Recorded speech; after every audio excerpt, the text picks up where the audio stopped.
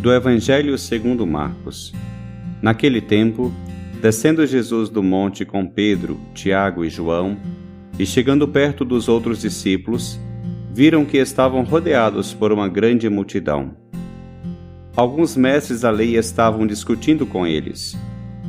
Logo que a multidão viu Jesus, ficou surpresa e correu para saudá-lo.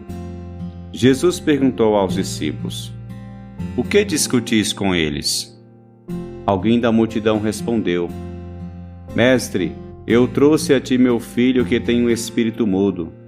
Cada vez que o espírito o ataca, joga-o no chão e ele começa a espumar, range os dentes e fica completamente rijo. Eu pedi aos teus discípulos para expulsarem o espírito, mas eles não conseguiram." Jesus disse: "Ó geração incrédula, até quando estarei convosco? Até quando terei que suportar-vos? Trazei aqui o menino." E levaram-lhe o menino. Quando o espírito viu Jesus, sacudiu violentamente o menino, que caiu no chão, e começou a rolar e a espumar pela boca. Jesus perguntou ao pai: "Desde quando ele está assim?" O pai respondeu: "Desde criança. E muitas vezes o espírito já o lançou no fogo e na água para matá-lo. Se podes fazer alguma coisa, tem piedade de nós e ajuda-nos." Jesus disse: "Se podes. Tudo é possível para quem tem fé." O pai do menino disse em alta voz: "Eu tenho fé, mas ajuda a minha falta de fé." Jesus viu que a multidão acorria para junto dele. Então ordenou ao espírito impuro: "Espírito mudo e surdo, eu te ordeno que saias do menino e nunca mais entres nele." O espírito sacudiu o menino com violência, deu um grito e saiu. O menino ficou como morto, e por isso todos diziam: "Ele morreu." Mas Jesus pegou a mão do menino, levantou-o, e o menino ficou de pé. Depois que Jesus entrou em casa, os discípulos lhe perguntaram a sós: "Por que nós não conseguimos expulsar o espírito?" Jesus respondeu: "Essa espécie de demônios não pode ser expulsa de nenhum modo, a não ser pela oração."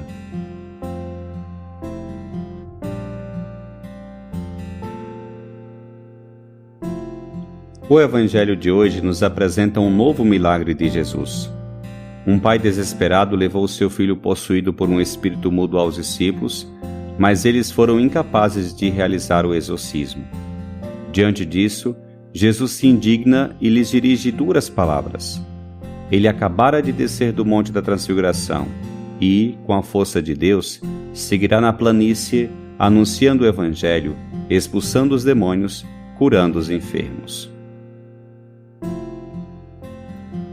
A propósito desse Evangelho, gostaria de compartilhar contigo 3 reflexões. Em primeiro lugar, vemos que os discípulos são incapazes de libertar esse processo. Na verdade, eles estavam discutindo com os escribas. Pois bem, receberam uma repreensão muito forte de Jesus. Ó geração incrédula, até quando estarei convosco? Até quando terei que suportar-vos? Jesus, à diferença dos discípulos, tem pleno poder sobre o mal e a enfermidade. Por isso disse: "Espírito mudo e surdo, eu te ordeno que saias do menino e nunca mais entres nele." Jesus sempre se ocupa dos que sofrem, não de vãs discussões.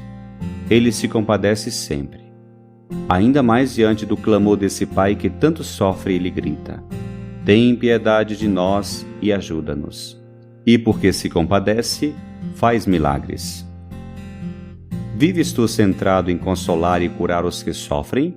Ou perdes tempo como os discípulos em discussões inúteis, em questões secundárias?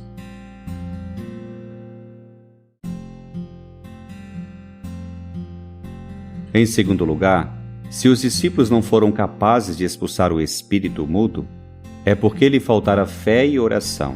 Isso fica claro quando Jesus lhe diz: "Ó geração incrédula." E também quando os discípulos perguntam a Jesus por que eles não puderam tirar esse espírito mudo e surdo, Jesus lhes disse: essa espécie de demônio não pode ser expulsa de nenhum modo, a não ser pela oração. O pai do menino, pelo contrário, é exemplo de fé e de oração. Jesus lhe diz: tudo é possível para quem tem fé. O pai quer crer ainda mais e por isso disse: eu tenho fé, mas ajuda a minha falta de fé. A fé, portanto, faz milagres.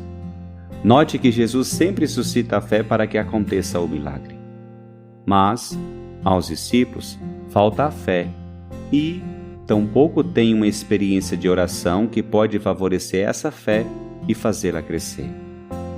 Por isso Jesus diz frequentemente: tenha fé.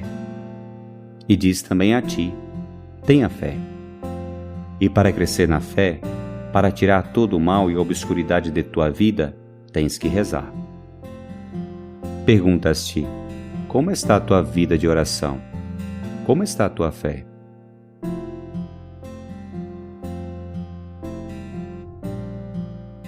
Em terceiro lugar, disse o texto que, após Jesus tirar o espírito mau, o menino ficou como morto, de modo que muitos diziam que estava morto. Porém, Jesus pegou a mão do menino, levantou e o menino ficou de pé. No grego original, os verbos que se utiliza para esse levantou e esse ficou de pé são os mesmos verbos que o Novo Testamento emprega para falar da ressurreição. Isso significa que Jesus não somente liberta o menino, como também concede uma libertação integral, total, uma doação de vida que é prenúncio de eternidade. Portanto, a vida que Jesus te dá é uma vida plena, infinita, eterna.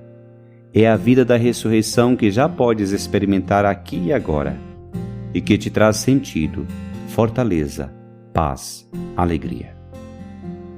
Crês na ressurreição e na vida eterna? Vai se abrir a essa vida que desde já Jesus quer te dar?